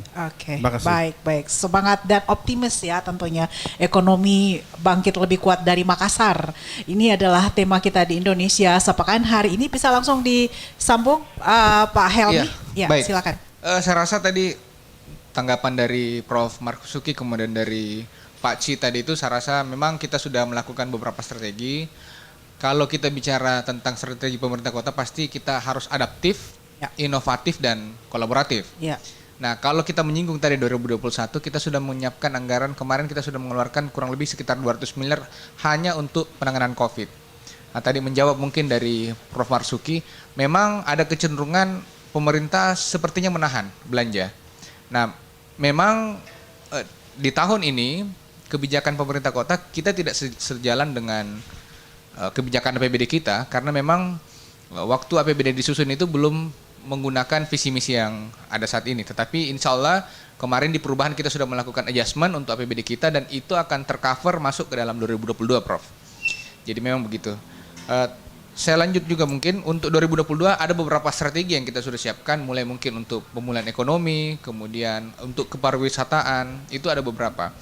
Nah, mungkin saya bisa kasih bocoran juga sekaligus kepada para pengusaha yang mungkin mendengar pada hari ini. Banyak pembangunan kita yang akan kita dorong di 2022. Kemarin kita lebih fokus memang di penanganan kesehatan. Tetapi 2022 kita akan lebih banyak masuk ke dalam pemulihan ekonomi. APBD kita akan dorong lebih besar di belanja modal. Nah, ini baru pertama tercapai di 2022 insya Allah. Dulunya belanja modal kita itu hanya di kisaran 800 miliar lebih. Tahun depan kita sudah menargetkan pada APBD kita 1,4 triliun hanya untuk belanja modal. Dan ini prestasi luar biasa kalau memang bisa kita 100% capai kinerjanya. Nah, di tahun depan ada beberapa belanja modal saya mungkin bisa sampaikan. Untuk tahun depan kita menyiapkan yang namanya Makassar Virtual Economic Center. Oke. Ini tadi sudah disampaikan oleh Pak Wali juga, jadi kita akan mendorong seluruh UMKM yang ada di Kota Makassar, ada kurang lebih 15.000 UMKM itu menjadi digital. Ini akan didorong dengan adanya ekosistem juga yang namanya Teter. Ya. Tadi dia akan menjadi satu ekosistem. Kemudian kita akan mendorong untuk pembangunan fisik beberapa, pertama itu di Stadion Makassar Core City Arena yang ada di Untia, kemudian sirkuit internasional. Kemudian kita akan membangun pusat-pusat ekonomi baru. Di Karebosi kita akan rehabilitasi total. Jadi kalau mungkin masyarakat banyak yang mengeluh kenapa Karebosi tidak pernah diperbaiki, dan tahun depan itu adalah tahun perbaikan Karebosi secara total. Mulai dari Kanrerong kita akan rombak secara modern, kita akan buat lebih menggunakan protokol kesehatan lebih variatif atraksinya di sana, dan untuk Karebosi kita akan perbaiki menjadi lebih modern. Kemudian lapangan untuk upacara akan ada tempat olahraga yang baru, untuk skatepark kita akan perbaiki secara total, dan untuk bela diri kita akan pusatkan di Karebosi. Kemudian untuk pasar ada beberapa pasar yang akan kita perbaiki dan modernisasi. Ini juga untuk memacu ekonomi di masyarakat. Selanjutnya untuk beberapa jalan dan drainase khususnya di daerah Sudirman Loop, ini kita akan perbaiki total. Jadi memang kalau tadi disinggung oleh Pak Ci, ini Makassar ini merupakan etalase. Saya setuju, Pak. Jadi kita akan memperbaiki daerah-daerah yang khususnya di daerah pusat kota di Sudirman Loop. Nah, termasuk untuk di balai kota sendiri kita akan mengembalikan balai kota itu menjadi kawasan heritage. Kita akan memindahkan kantor-kantor yang ada di balai kota masuk ke dalam kantor Makassar Marfek. Jadi akan dialihfungsikan, itu akan menjadi pusat heritage dan kita akan upayakan menjadi tempat wisata baru. Ini nantinya akan kita laksanakan di 2022. Kemudian tadi menyinggung juga untuk wisata kuliner yang ada di masyarakat, itu kita akan jadikan yang namanya lorong wisata. Kita sudah launching kemarin pada saat ulang tahun kota. Nah, tahun depan akan ada 1.000 lorong wisata yang akan kita pusatkan di setiap kecamatan. Dan mungkin dia akan berpusat lebih banyak, untuk tahun ini kita akan lebih banyak bermain di daerah-daerah Sudirman. Karena memang fokus untuk 2020 kita akan fokus dulu di daerah Sudirman. Nah, selanjutnya untuk Pantai Losari kita akan rehabilitasi total juga, akan ada beberapa atraksi-atraksi baru, kita akan perbaiki seluruh kawasan wisatanya, termasuk akan ada untuk pembangunan perahu pinisi, akan ada 2 perahu pinisi yang akan menjadi atraksi baru, dan pembangunan rumah Toraja di Anjungan Pantai Losari juga ini akan menjadi daya tarik baru untuk masyarakat, dan ini akan sepanjang tahun. Khusus untuk Rumah Toraja kita akan laksanakan atau akan kita menjadikan atraksi itu di bulan Desember. Sedangkan untuk pinisi akan ada 2 pinisi, satu di bulan Maret mungkin, dan satunya pada saat ulang tahun kota kita akan bangun pinisi yang tersebut. Kemudian untuk beberapa di Anjungan Pantai Losari kita akan buat kawasan sport waterfront arena, dan yang terakhir akan ada Japarate menjadi kawasan baru di Anjungan Pantai Losari. Saya rasa banyak mungkin, dan kalau saya sebutkan satu-satu ini mungkin tidak cukup waktu kita, dan memang ini tahun depan ini tahun yang cukup optimis dari pemerintah kota karena kita sudah mendorong belanja modal yang kita harapkan menjadi pendorong untuk ekonomi kita di tahun depan. Mungkin begitu. Ya. Jadi 2022 Smart Listener, Makassar harus menjadi salah satu list destinasi ya yang harus dikunjungi. Come and see ya di sini. Tetap dengan protokol kesehatan pastinya ya. Pasti ya. Ya, baik. Terima kasih Pak Helmi. Saya lanjutkan ke Pak Yusran dari kalangan dunia usaha untuk menyambut optimisme pemerintah kota di 2022. Ini angin segar ya. Pak Yusran, bukan angin sepoi-sepoi lagi nih, sudah angin segar benar-benar. Suki katakan, itu Bang jangan cuma cari untung dong.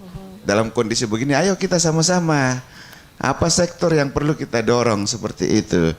Dan tentunya ya kami melihat bahwa Pak Helmi mungkin tadi ada beberapa tempat yang bisa menjadi pusat. Di samping pusat kuliner mungkin pusat oleh-oleh lah Pak. Ini handicraft kita dari beberapa pameran-pameran kita lihat, saya bilang ini luar biasa. Tapi tempatnya di mana kita mau jual? Apakah hanya yang ada di Jalan Somba Opu saja atau di mana? Sekarang Karebosi Bapak mau tata, Pantai Losari kita mau tata, itu menjadi tempat tujuan wisata nanti, ya. Tapi handicraft itu di mana akan nanti muncul di situ. Nah, saya berharap bahwa ada pusat oleh-olehnya Makassar. Dengan tempat-tempat yang tadi yang mau dibikin ini bisa menjadi, karena tentu wisatawan baik mancanegara maupun nasional ya akan datang ke sini. Lokal saja sudah luar biasa. Kita Makassar kalau hari Jumat, Sabtu, Minggu itu sudah bukan milik penduduk kota Makassar. Ya itu sudah dari orang di luar Makassar yang datang, sehingga mereka butuh tempat-tempat dan tentu punya oleh-oleh gitu. Nah ini mungkin bisa menjadi masukan untuk kita, karena produk-produk UKM kita ini yang berupa handicraft, ini betul-betul perlu kita carikan solusi juga. BNI itu bagus sekali dengan ada Expora yang dia lakukan, ini inovasinya juga luar biasa, dan kami juga dari sektor pengusaha sangat menyambut baik, dan ini yang kita harapkan bahwa ada tempat-tempat. Jadi binaan UKM binaan Apindo yang selama ini kita biasa bawa pameran sampai ke Jakarta, itu dengan harapan bahwa produk mereka itu bisa dikenal dan bisa punya pasar baru gitu. Nah, kenapa kita di Kota Makassar kita tidak buatkan? Tadi sudah perencanaannya sangat bagus sekali. Yang saya tidak melihat di mana nanti handicraftnya itu pusat oleh-olehnya. Apakah bisa dititip di tempat-tempat yang Bapak tadi bikin? Karebosi sangat potensi Pak. Tempat desain tempat olahraga bisa jadi tempat nongkrongnya anak muda, handicraft itu bisa masuk. Pantai Losari lebih apalagi. Nah itu menjadi ikon kota Makassar, apalagi kalau ada tempat-tempat baru yang nanti Bapak bisa bikin, yang bisa menjadi tempat di mana juga oleh-oleh Makassar itu bisa kita pasang di situ. Karena terus terang UMKM kita ini sektor yang paling kuat menopang krisis ekonomi, ya. Namun pada COVID kemarin itu anjlok karena mereka juga tidak tahu. Nah, kris yang seperti tadi disampaikan ini juga bagus, ya. Sisa memang bagaimana memberikan nanti pemahaman kepada para pelaku ekonomi khususnya sektor UKM menggunakan digitalisasi, ya. Karena banyak orang, banyak warga kita punya handphone, ya, tapi hanya dipakai hanya terbatas kepada yang kayak WA dan Facebook aja. Nah, seperti itu. Nah ini perlu ada pemahaman dan perlu sosialisasi yang banyak Pak Helmi. Kami akan bantu juga dari Apindo akan sangat mendukung program-program pemerintah Kota Makassar yang akan dibuat. Sangat optimis. Terima kasih. Ya, baik, terima kasih Pak Angkiat. Dilanjutkan Pak, silahkan. Oke, terima kasih. Pak Ibu Anak, ini Pak Helmi. Kepala Bapeda.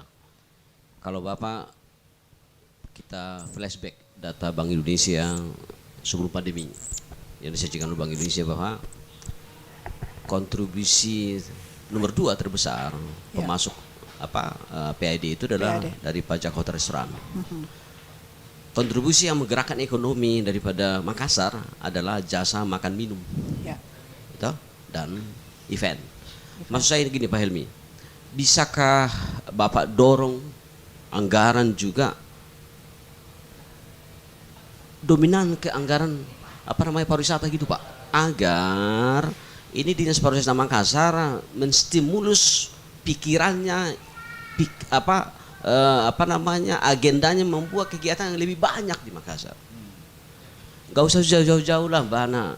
Ya. Banyuwangi hidupnya hanya event saja. 1 tahun event itu 2021 Pak Ci 102 event. Jadi bisa dibayangkan hampir 1 minggu 2 kali event. Iya.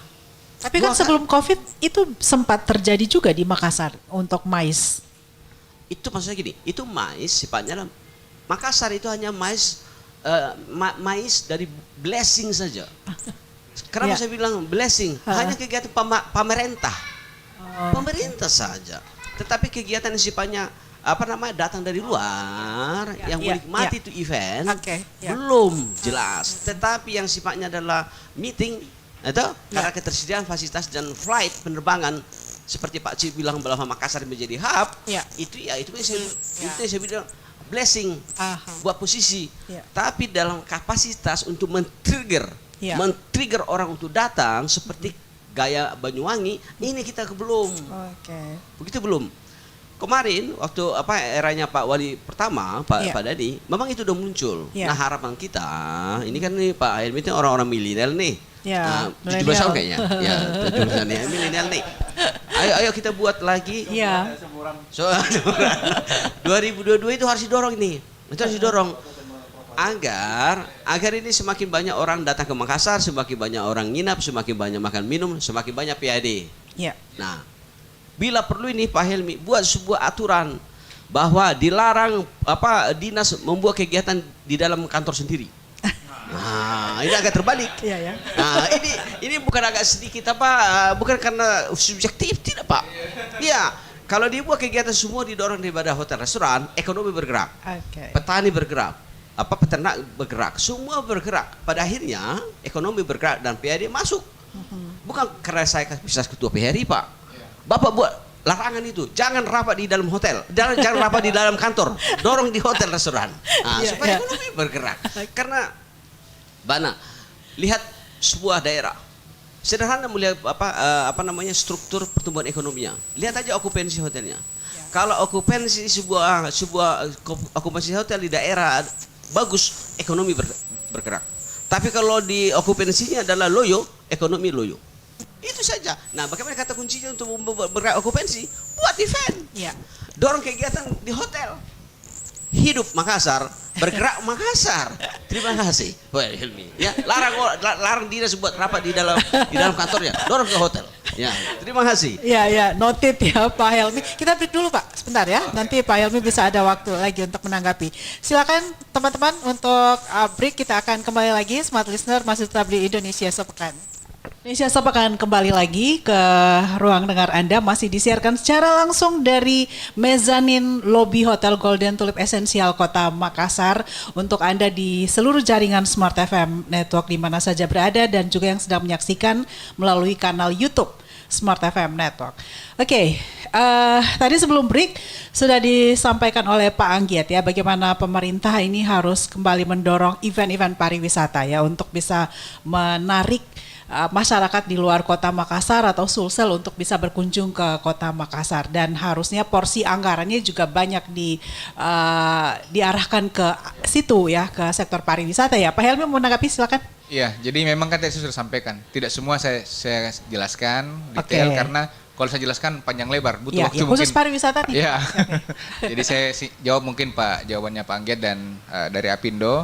Jadi memang untuk pariwisata ya alhamdulillah pertanyaannya Pak Anggiat itu kita sudah jawab.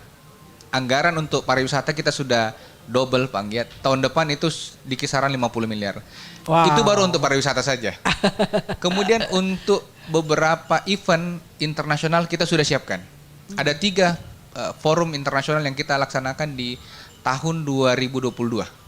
Tahun 2021 kita sempat melaksanakan 1 event internasional untuk smart transportation, dan tahun depan akan ada lanjutannya.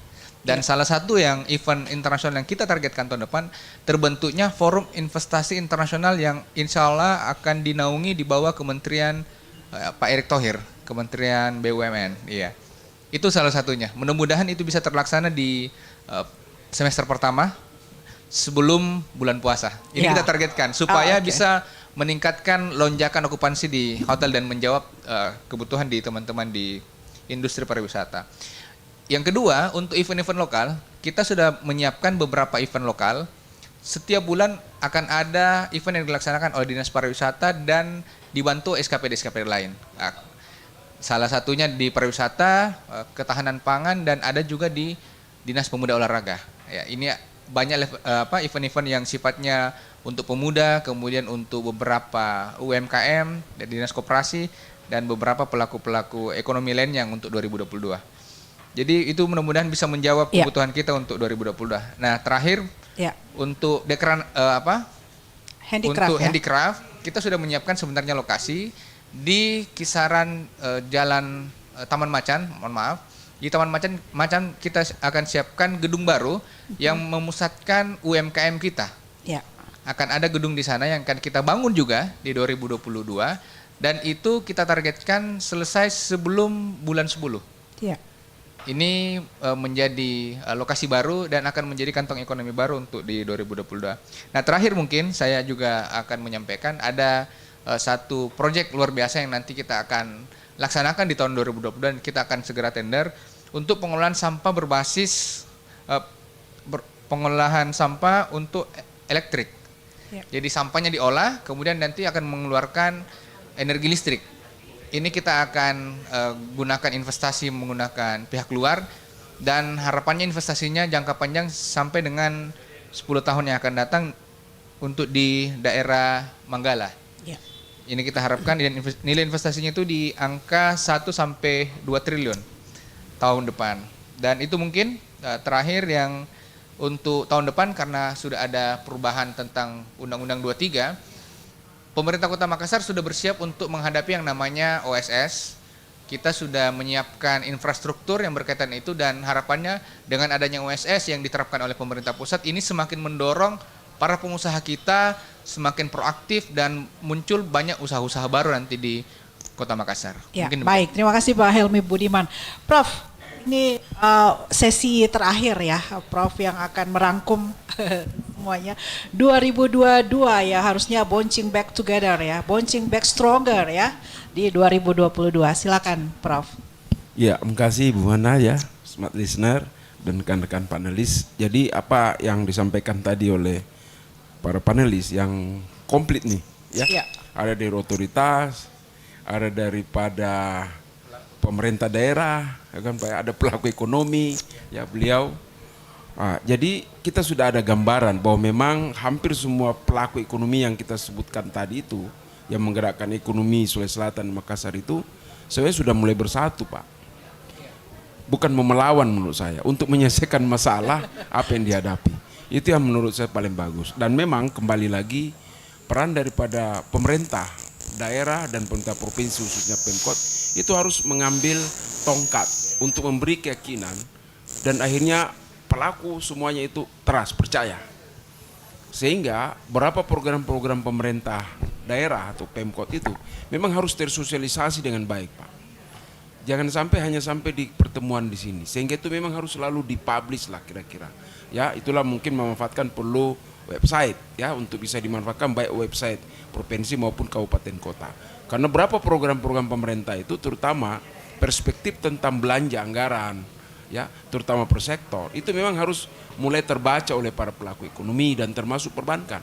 Karena jangan sampailah pengusaha ini justru heboh cari di mana apa sih sebenarnya yang jadi program-program pemerintah ke depan.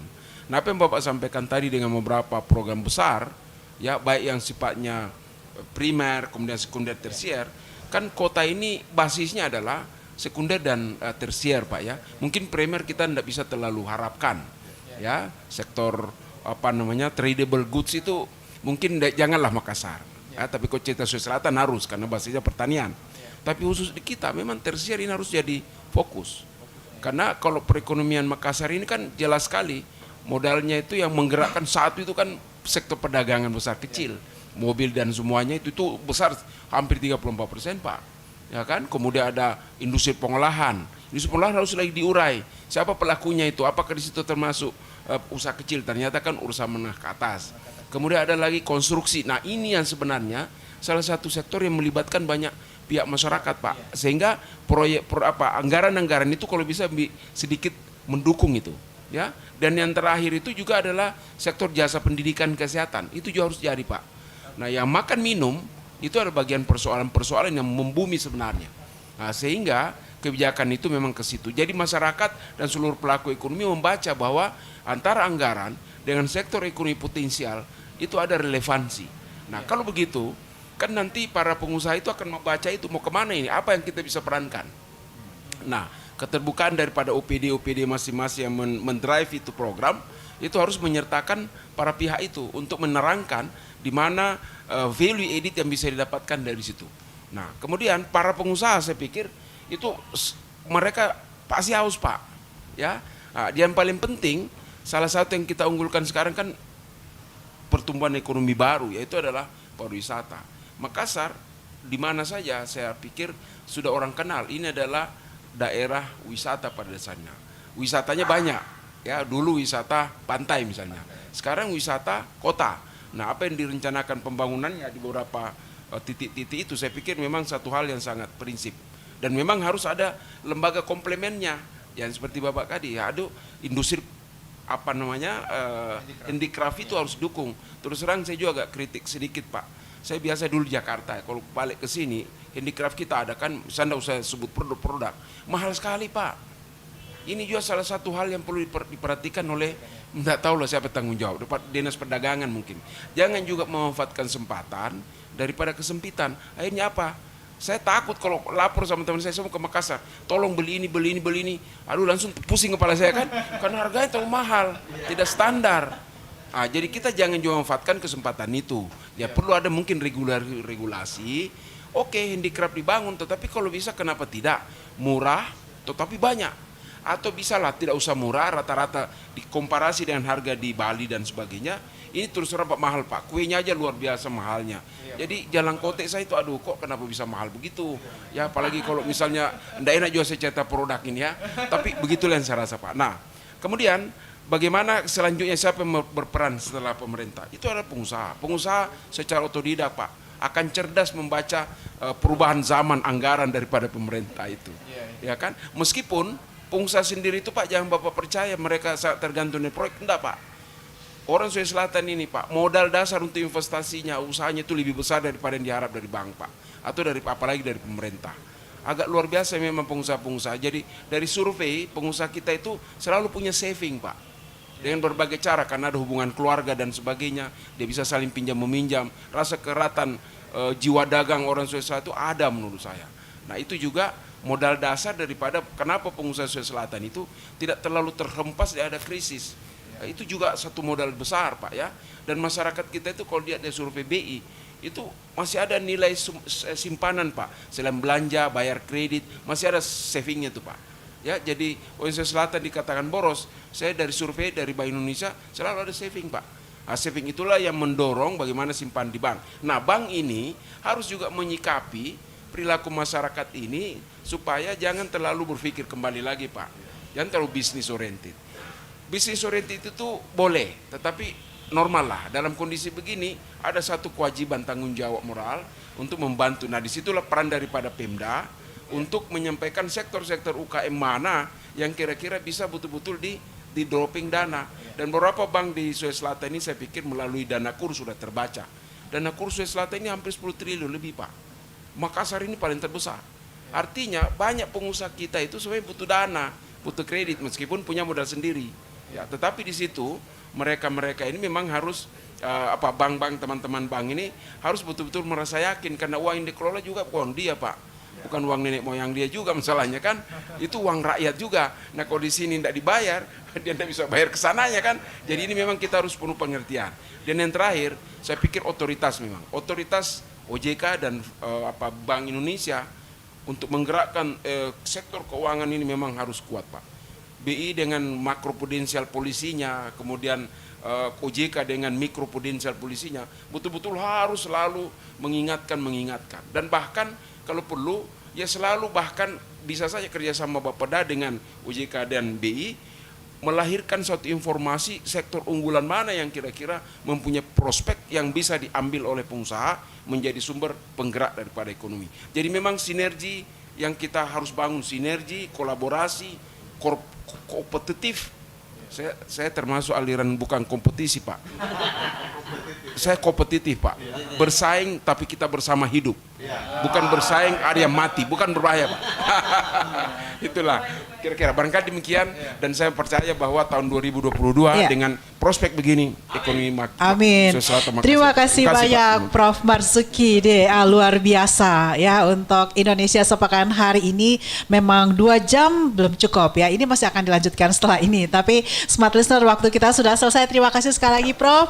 Pak Kausa Iman Karana, pemimpin Bank Indonesia, Pak Anggiat Sinaga, Ketua PHRI Sekjen Apindo Sulsel, Pak Yusran, terima kasih Pak Helmi, Kepala Bapeda Kota Makassar, dan terima kasih juga untuk Pak Wali Kota tadi yang sudah sempat bergabung bersama kami. Terima kasih untuk Anda Smart Listener di seluruh Indonesia, di Jakarta, Yogyakarta, Surabaya ya, kemudian di Balikpapan, Banjarmasin, Palembang, Medan, Makassar, Manado ya, 10 kota yang mendengarkan siaran Indonesia Sepekan, dan juga nanti Anda bisa menyaksikan siaran ulangnya di kanal YouTube Smart FM Makassar atau Smart FM Network. Juga ada nanti akan kita siarkan melalui podcast di Spotify. Silakan Anda bisa mengakses semuanya. Sampai berjumpa kembali seluruh pendengar Smart FM di mana saja berada untuk Indonesia Sepekan. Terima kasih untuk atensi Anda. Saya Silvana Roslin pamit undur dari Mezzanine Lobby Hotel Golden Tulip Essential. Terima kasih untuk teman-teman di Golden Tulip. Kita pamit undur, dan teman-teman di tim Smart FM yang sudah mempersiapkan Indonesia Sepekan live dari Kota Makassar di hari ini. Selamat pagi, selamat siang untuk Anda yang di Kota Makassar, dan